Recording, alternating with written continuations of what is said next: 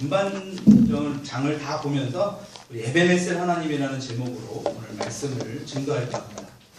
우리나라와 미국 그 유명한 그 아마존 서점이라는 그 베스트셀러가 된 책이 있습니다. 그 책 중에 하나가 이 다윗과 골리앗이라는 이 말콤 그레드웰이라는 저자가 쓴 책입니다. 다윗과 골리앗. 이 책이 베스트셀러가 된 이유가 아주 흥미있는 주제를 다뤘습니다. 그 주제가 뭐냐면 바로 이 언더독이라는 이야기가 나옵니다. 언더독. 강아지죠? 개, 도그라는 말을 사용했는데, 그러면 이 언더독이 무엇이냐? 바로 이 사회 실패자, 사회 부적응자를 이 언더독이라는 단어를 사용합니다.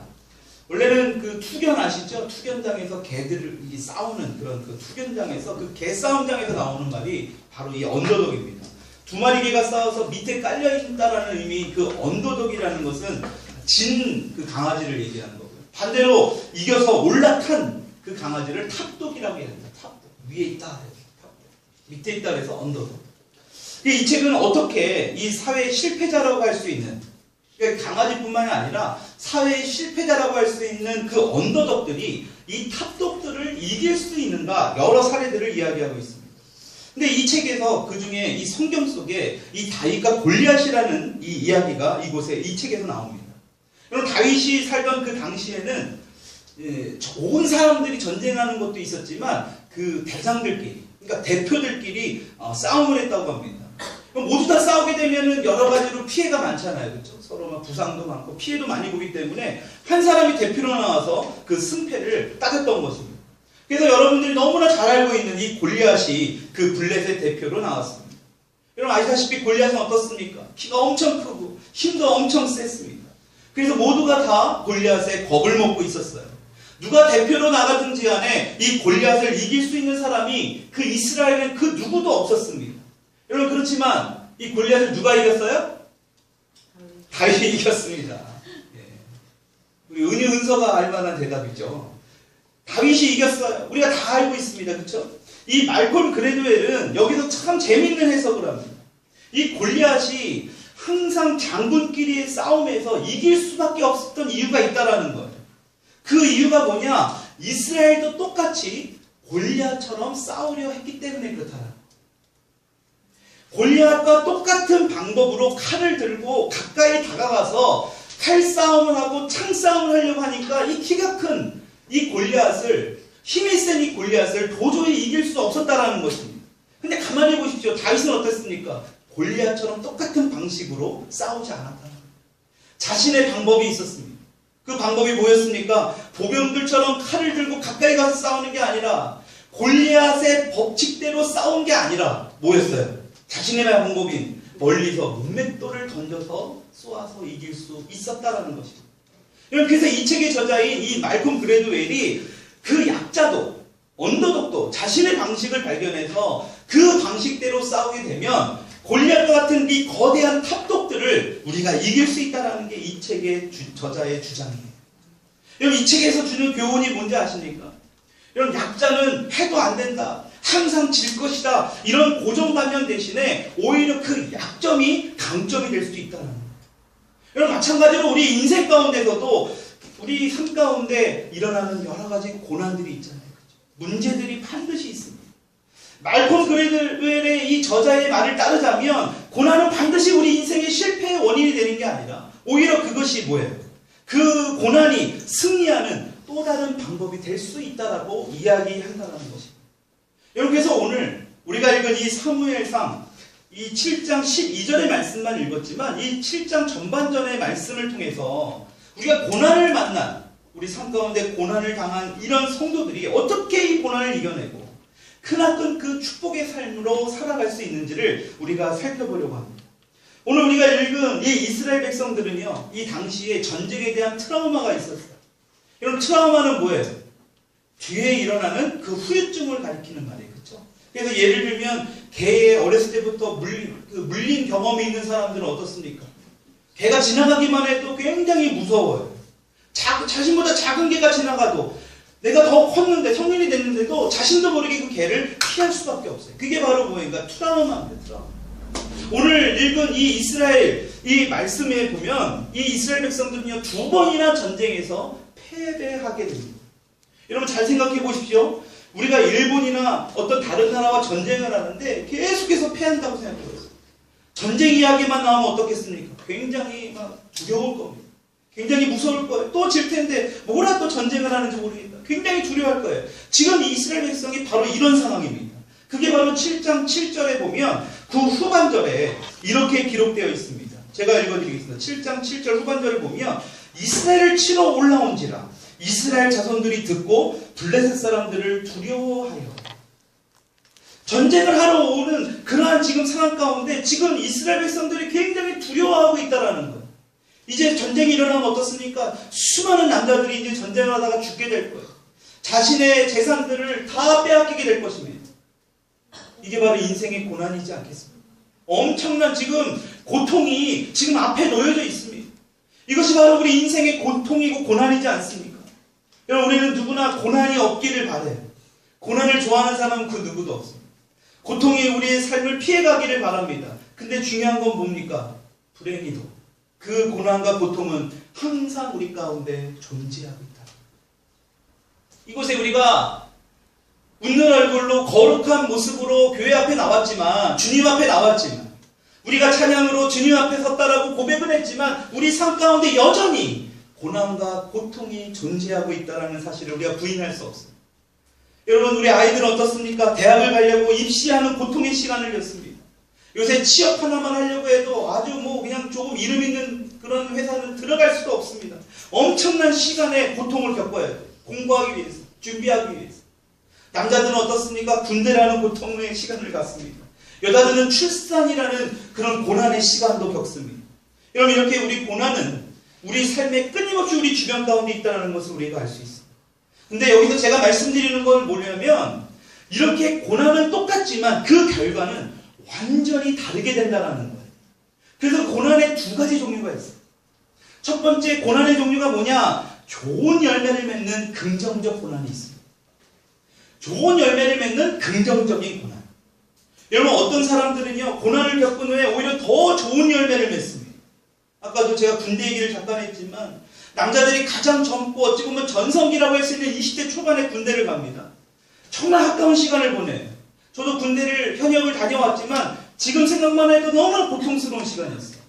한국 남자들은 군대에서 축구한 얘기만 하면 하루 종일 밤새서라도 얘기할 수 있대잖아요. 왜냐하면 그만큼의 고난과 고통이 그 시간 가운데 있었기 때문에 그래요. 너무나 기억이 남는 거예요. 한국 남자들은 누구나 다 똑같이 이 고난을 겪습니다. 근데 이 시기를 거치면서 어떤 사람들은 어떻습니까? 어떤 남자들은 이 시기에 정말 남자다워져. 정신적으로도 더 성숙해집니다. 부모에 대한 효도 아주 지극해집니다. 효를 알게 되고 철이 들어져요. 이게 바로 뭐냐? 긍정적인 고난입니다. 긍정적. 고난을 겪으면서 오히려 성장하고 성숙하게 변화되는 것. 근데 불행히도 고난을 똑같이 겪지만 다 긍정적이지 않은 게 있어요. 어떤 이들은 똑같이 어려운 군대를 경험했지만 하나도 달라지지 않고 이전보다 더 심각한 상태에서 제대를 합니다.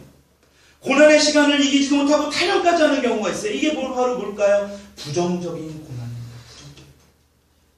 여러분 이들에게는 아무리 인생에 좋은 일이 생겨도요 제대로 사용하지 못합니다. 배울 기회도 만들지 못하고 힘들고 어렵다고 불만만 하고 살아갑니다.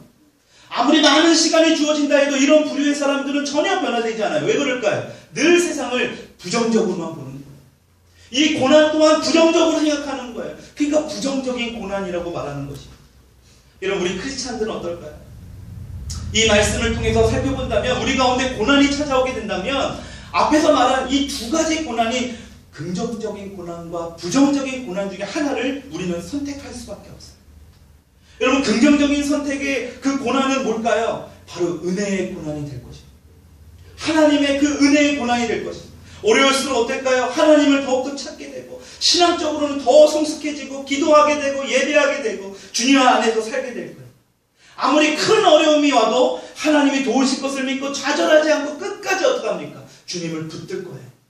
여러분 그러나 부정적인 고난은 어떻습니까? 약간의 고난만으로도 흔들리고 요동칩니다. 하나님 도대체 몇 년째 제가 예배생활 신앙생활 하는데 제가 어렸을 때부터 모태신앙인데 하나님 나한테 왜 이렇게 하십니까? 불평하고 원망하기에 바쁠 거예요. 우리 삶에도 이런 모습이 있지 않습니까? 그래서 쉽게 포기하고 좌절하게 됩니다. 그렇게 자신의 신앙을 부정하고 자신의 삶 또한 불만과 불평으로 살아가게 된다는 것입니다.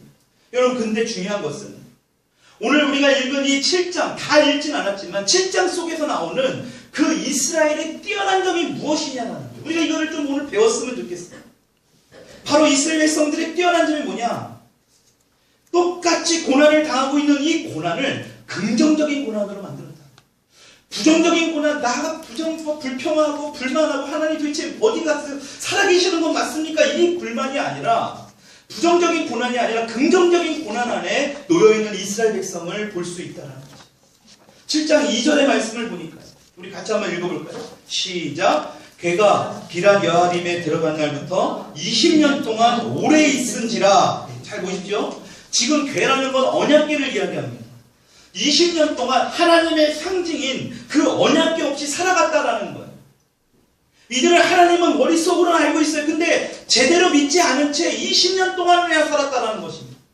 여러분, 20년 동안 하나님을 제대로 믿지 않고 살았다? 하나님의 택한 백성, 구별된 백성, 그 출애굽을 통해서 하나님이 특별한 거룩한 백성이라고 한 이 이스라엘 백성들이 다른 백성도 아니라 20년 동안 하나님을 제대로 알지 못하고 살았다. 믿지 못하고 살았다.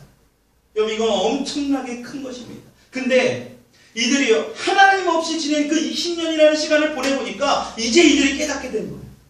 아, 우리 인생에서, 진짜 내 인생에서 하나님 없으면 안 되는구나. 내 삶의 생명이 되시고 진리 되신 그 하나님을 내가 붙들어야 되겠구나. 내 인생 가운데 계셔야 되겠구나. 여러분, 그런 마음으로 오늘 주님 앞에 나오신 줄 믿습니다. 여러분들 그런 마음으로 오셨잖아요. 물론 이들처럼 20년 동안 떨어진 건 아니지만 일주일 동안 각자의 처소에서 최선을 다해서 성실하게 살다가 오늘 주일날 다른 데도 볼 일도 있고 다른 곳으로 갈 수도 있지만 주님 붙들고 살기로 이 자리에 오신 줄 저는 믿습니다.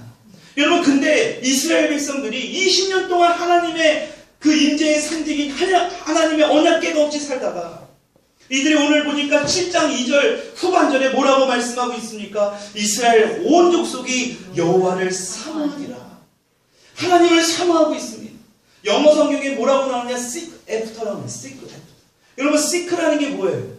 구한다라는 뜻이잖아요. 뭘 구해요? 하나님을 구한다는 거예요.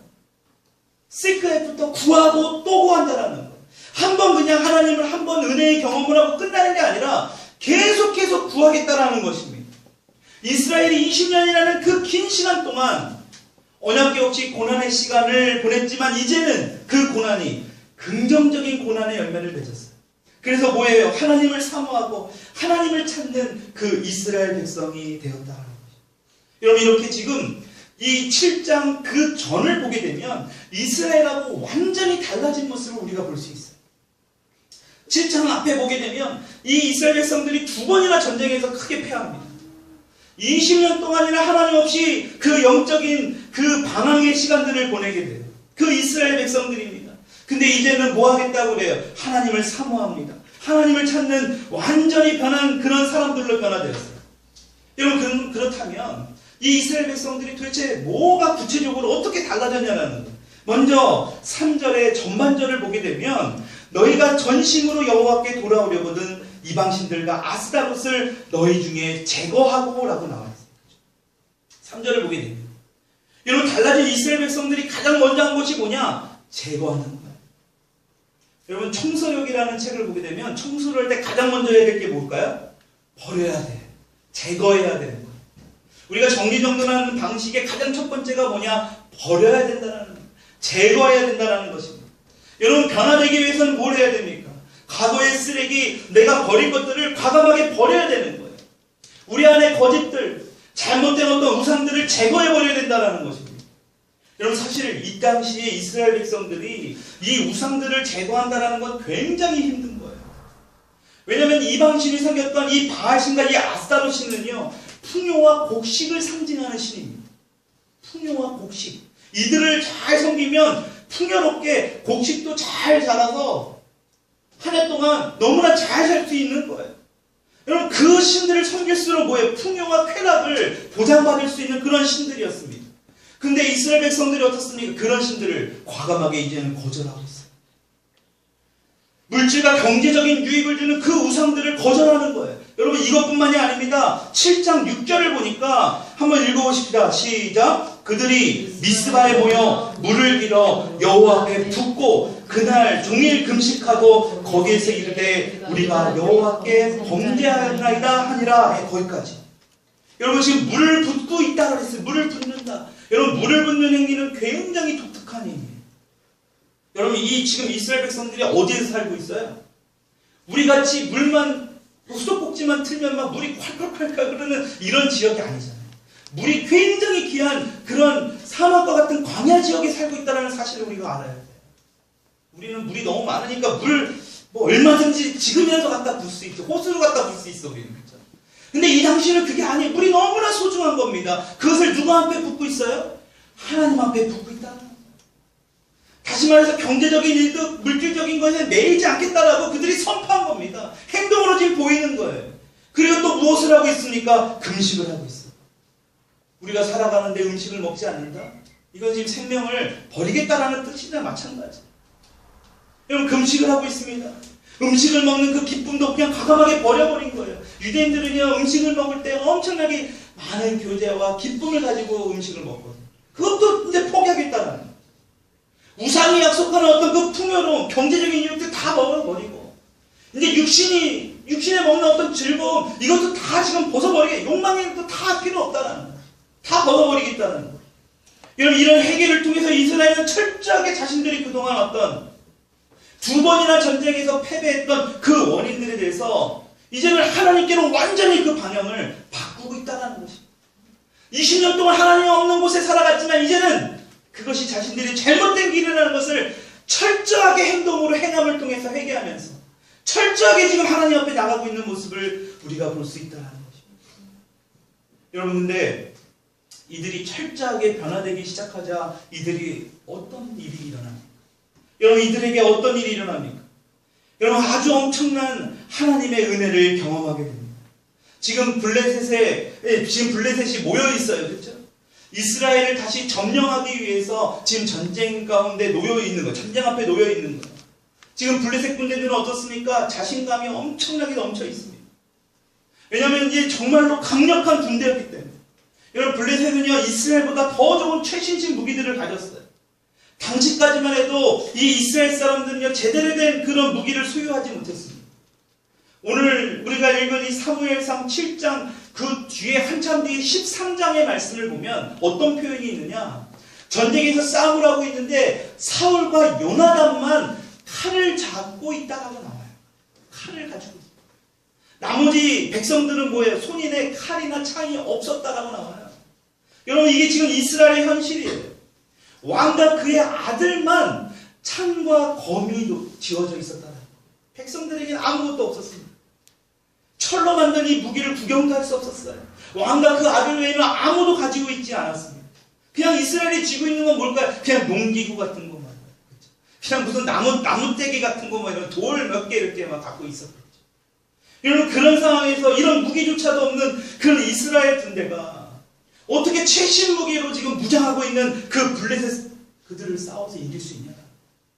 제가 서두에도 얘기했지만 언더독이 사회의 부적응자가 항상 실패자고 항상 패배자로 살아가고 있는 그 언더독이 어떻게 탑독을 지금 이길 수 있냐라는 거예요. 전혀 이길 수가 없습니다. 여러분 그래서 이스라엘 백성들이 지금 뭐하고 있는 거예요? 두려워하고 불안해 있는 겁니다. 근데 여기서 달라진 건 뭐냐? 이전에도 불안하고 두려운 건 있었지만 예전 같았으면 자신들의 힘으로 그 문제를 해결해 보려고 애를 썼지만 지금은 전혀 다른 모습이 나오게 되는 거예요. 그 모습이 어디 나옵니까? 7장 8절 9절에 이렇게 기록되어 있습니다. 우리 같이 한번 읽어보십시다. 8절 시작. 이스라엘 자손이 사무엘에게 이르되 당신은 우리를 위하여 우리 하나님 여호와께 쉬지 말고 부르짖어. 네, 여기까지. 여러분 지금 뭘 하고 있습니까? 기도를 하고 있습니다. 부르짖어 기도하고 있습니다. 그리고 또 한번 읽어볼까요? 우리를 블레셋 사람들의 손에서 구원하시게 하소서 하니 사무엘이 젖먹는 어린 양 하나를 가져다가 온전한 번제를 여호와께 드리고. 여러분 구절을 보니까 또 어떻게 하고 있습니까? 온전한 번제, 다시 말해 예배를 드리고 있는 거예요. 예전에는 자신들의 꾀로, 자신들의 어떤 그런 그 지혜로, 자신들이 가지고 있는 방식대로 전쟁에서 이겨보려고 했습니다. 그렇게 해서 2번이나 전쟁에서 패배하고 모든 것을 빼앗긴 거예요. 하지만 지금 이들의 모습은 어떻습니까? 기도하고 있습니다. 금식을 하고 있습니다. 하나님 앞에 온전한 예배를 드리고 있다는 겁니다. 예전과는 완전하게 다른 모습이지 않습니까? 근데 중요한 건 이러한 모습으로 행하니까 9절 후반절에 어떻게 말씀하고 있습니까? 9절 맨 끝마디에 9절 여호와께서 응답하셨더라. 아멘. 하나님께서 응답하셨다라는 거예요. 여러분, 이거는 과거의 그냥 우화가 아니에요. 역사적인 사실입니다. 몇천 년이 지나서 우리 가운데 하나님이 이 말씀을 잊게 하셨다라는 이유는 우리에게도 똑같이 하나님이 응답하시겠다라는 말씀인 것을 믿으시기 바랍니다. 우리에게 이러한 방식대로 행했을 때 내가 너희들에게 응답하겠다. 여러분, 다윗이 골리앗의 방법이 아닌 자신의 방법으로 싸웠듯이 이스라엘도 어떻습니까? 블레셋 방법이 아니에요. 창과 검으로 무장하고 최신식으로 어떤 이런 것으로 갖추려고 하지 않고 자신들의 방법으로 기도했다라는 거예요. 예배했다라는 것입니다. 금식했다라는 거예요. 그렇게 싸웠습니다. 그래서 결국 도저히 이길 수 없는 그 싸움에서 승리하게 됐다. 여러분, 그런데 이스라엘의 변화된 모습은요, 전쟁에서 승리했잖아요. 우리는 여기에 함정이 있어요. 이걸 조심해야 돼요. 승리하고 나서 다시 또 예전의 모습으로 돌아갈 수 있지 않습니까? 근데 이스라엘 백성들은요, 승리하고 나서도 또 엄청난 놀라운 모습이 보여져요. 우리는 하나님의 은혜를 받으면 뭔가 기도 제목을 갖고 막 기도합니다. 제가 주변에서 상담을 하다 보면 목사님 20일 작정 기도를 하고 있습니다. 일주일 동안 막 금식하면서 기도합니다. 예, 그것도 좋아요. 간절하게 주님을 붙드는 건 너무너무 좋습니다. 근데 더 중요한 건 우리의 생각으로 우리가 이미 결정해놓고 20일, 30일 이런 날짜 정하지 말라는 겁니다.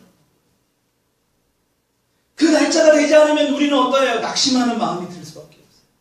그 날짜를 작정하고 기도를 하지만 그것은 결과는 뭐예요? 어찌 보면 우리의 개인적인 욕심이 그 안에 들어갈 수도 있어요. 하나님을 우리가 막 움직이려고 하는 우리의 어떤 숨은 동기가 있을 수도 있다는 거죠. 여러분, 이스라엘 백성은요, 전쟁에서 승리하고 그 이후에 엄청나게 놀라운 모습이 보여집니다. 이스라엘 백성들은 자신의 능력으로 그 전쟁에서 이겼다고 하지 않습니다. 어떻게 합니까? 하나님을 찬양하고 있어요. 그게 오늘 우리가 읽은 7장 12절 말씀입니다. 사무엘이 돌을 취하여 미스바와 센 사이에 세워 이르되 여호와께서 여기까지 우리를 도우셨다 하고 그 이름을 에벤에셀이라. 여러분, 에벤에셀이라는 말이 뭘까요? 하나님께서 여기까지 도우셨다라는 것입니다. 우리가 찬양도 했지만 하나님께서 여기까지 도우셨다. 여기서 우리는 아주 흥미있는 것을 발견하게 됩니다. 뭐냐? 이 에벤에셀이라는 이 단어가 사무엘상 4장에도 똑같이 나오게 됩니다. 여러분, 근데 그 장소는 어떤 장소냐? 바로 2번이나 이 블레셋을 통해서 전투에서 패배한 장소입니다. 여기서 4장 1절에 보면 이스라엘이 나가서 블레셋 사람들과 싸우려고 에벤에셀 곁에 진치고 나와. 같은 에벤에셀이에요. 근데 이 4장 가운데서 나오는 에벤에셀은 철저하게 패배했던 것입니다. 근데 지금 7장에서 우리가 읽었던 12절 에벤에셀은 어떻게 바뀌었습니까? 완전하게 승리하는 에벤에셀로 바뀌게 되었습니다. 왜 그랬을까요? 그 차이가 뭘까요? 똑같은 에벤에셀이지만 뭔 차이가 있는 거예요? 4장에서 나오는 에벤에셀은 그 이스라엘 신앙은 가짜였던 거예요. 하나님을 그냥 이용하려고만 했던 거예요. 그러니까 뭐예요? 하나님의 언약궤를 가지고 그냥 전쟁터에 나갔다는 거예요. 그냥 전쟁터에 하나님의 언약궤를 가지고 나가면 뭐 할 줄 알고 이길 줄 알고. 근데 어떻게 됐습니까? 그 언약궤를 뺏기지 않았습니다. 이건 하나님을 믿은 게 아니라 하나님을 그냥 이용하려고 한 거예요. 교회 다니는 사람이 성경을 읽어보니까 주변에 교회 다니는 사람이 교회 가니까 은혜 받고 뭔가 복 받는 것 같으니까 그냥 교회만 다니게 된 거예요. 물론 처음에 그렇게 할 수 있지만 1년, 5년, 10년도 계속 그런 마음으로 다닌다는 것은 4장에 나오는 에벤에셀에 머물러 있다는 것입니다. 여러분, 이것은 하나님을 믿는 게 아니라 하나님을 이용한 겁니다. 그래서 그 부패한 제사장 누구예요? 홈리와 비느하스가 전쟁터에서 죽잖아요. 근데 더 엎친 격으로 또 무슨 일이 일어납니까? 이 일을 들은 아버지 제사장인 그 누구예요? 엘리 제사장도 이 얘기를 듣고 충격으로 넘어져서 목뼈가 부러져 죽었다고 성경 나와요. 시아버지와 남편을 졸지에 잃게 된 이 며느리가 그 자식의 이름을 뭐라고 짓습니까? 이가봇이라고 하잖아요. 이가봇이라는 의미가 뭘까요? 하나님의 영광이 떠났다는. 4장 속에 나오는 에벤에셀은 하나님의 영광이 떠났다라는 것입니다. 하나님을 이용하려던 그 가짜 신앙은 결국 뭐예요? 이가봇으로 끝나고 만다라는 것입니다. 그에 반해 7장에 나오는 에벤에셀은 뭡니까? 전혀 다른 이야기를 합니다. 전쟁에서 트라우마를 겪었지만 이스라엘이 다시 전쟁의 위협을 겪게 되었을 때에 이스라엘은 어떻습니까? 하나님을 전적으로 따라요. 모든 것을 하나님께 맡깁니다. 모든 것을 하나님께 의지해요. 4장에서 이스라엘이 하나님을 이용하는 어떤 가짜 신앙이었다면 7장에서는 뭐예요? 진정으로 하나님을 따라가는 그러한 모습을 우리가 볼 수 있다는 것입니다. 여러분, 풍요와 어떤 욕망의 신들을 다 내려놓았습니다. 경제적인 어떤 유익 또한 그 우상들도 다 버렸습니다. 그리고 뭐합니까? 금식합니다. 기도하고 있습니다. 신령과 진정으로 지금 예배드리고 있는 이스라엘 백성들을 볼 수 있습니다. 하나님을 이용하는 게 아니라 내가 필요할 때 하나님을 움직이는 게 아니라 그냥 하나님을 전심으로 믿고 따랐다라는 거예요. 그래서 이들은 전쟁의 패배가 아니라 이길 수도 없는 그 싸움을 승리할 수 있게 됐다라는 것입니다. 여러분, 그리고 이스라엘 백성들이 어떻게 합니까? 에벤에셀이라고 고백합니다. 내가 잘나서 여기서 승리한 게 아니라 하나님께서 여기까지 도우셨다. 하나님께서 여기까지 우리와 함께 하셨다. 그래서 승리했다. 오늘 이 예배 가운데 나온 우리 귀한 성도님들, 우리 인생을 한번 돌아봤으면 좋겠어요. 저와 여러분들이 우리 인생을 한번 돌아봤습니다. 그동안의 한 해 동안의 우리의 삶, 우리의 신앙의 모습, 그동안의 여태까지 우리의 삶들을 한번 돌아보면서 과연 이가봇이냐 아니면 에벤에셀이냐, 우리가 냉정하게 좀 돌아봤으면 좋겠습니다. 하나님을 이용하는 신앙인 결국 이가봇 하나님의 영광이 떠나고 마는 것이라는 것을 우리가 오늘 분명하게 말씀을 통해서 봤습니다. 그렇지만 하나님을 따라가면 어떻게 된다라는 거예요? 하나님을 믿고 의지하고 따라가면 에벤에셀이 된다라는 거죠. 여러분, 그렇습니다. 우리가 하나님을 이용하면 이가봇으로 그냥 끝나는 것이고 하나님도 결과적으로는 떠나고 마는 것입니다. 여러분, 그러나 하나님을 따라가면 끝까지 우리가 하나님 앞에 서게 되면 하나님께서는 우리에게 그 힘을 주시고 변함없이 도우시는 그 하나님의 능력을 경험할 수 있게 되는 것을 믿으시기 바랍니다. 에벤에셀 하나님께서 여기까지 우리를 이끄셨음을 믿으시기 바랍니다. 우리 이렇게 한번 고백합시다. 에벤에셀 하나님, 하나님께서 여기까지 우리를 이끄셨습니다. 지금 현재 이 자리까지 이끄셨음을 믿으시기 바랍니다. 우리에게 가족을 주셨어요. 사랑하는 남편을 주셨고 아내를 주셨고 또 우리의 자녀를 주셨어요. 부모를 주셨습니다. 우리에게 직장을 주셨고 우리가 일을 할 수 있는 사업장을 주셨어요. 우리의 학교를 주셨습니다. 우리의 집도 다 주셨어요. 거기에는 눈에 보이지 않는 그 하나님의 이끄심이 있었다는 그 사실을 우리가 반드시 믿으시기 바랍니다. 그래서 우리도 오늘 이 이스라엘 백성들처럼 에벤에셀 하나님을 찬양한 거예요. 1년 동안 내가 잘나서 내가 멋있어서 내가 무엇을 해서 그게 아니라 정말 전적으로 하나님이 하셨습니다. 더 나아가 우리는 이렇게 기도할 수 있어야 돼요. 여기까지뿐만 아니라 앞으로도 거기까지 이끄실 하나님을 소망해요. 지금까지 가장 좋은 길로 이끌어 주신 하나님 어떻게 합니까? 앞으로도 장차도 우리의 이 땅의 삶 모든 길 가운데 주님의 길로 이끌어 주시옵소서. 어디로 가든지 어떤 환난이 어떤 고통이 고난이 우리 가운데 있든지 나를 이끄시는 그 하나님의 손길로 하나님 저를 이끌어 주시옵소서. 그것을 감당할 수 있는 이길 수 있는 은혜를 오늘도 부어 주시옵소서. 우리가 이 찬양의 고백을 다시 하면서 오늘 말씀을 기억하면서 다시 한번 그 이스라엘 백성들의 변화된 모습, 이제는 이가봇이 아닌 하나님의 영광이 떠난 것이 아닌 에벤에셀 하나님인 이 이스라엘 백성들을 우리가 다시 한번 기억하면서요, 우리 에벤에셀 하나님 찬양하면서 우리 기도하는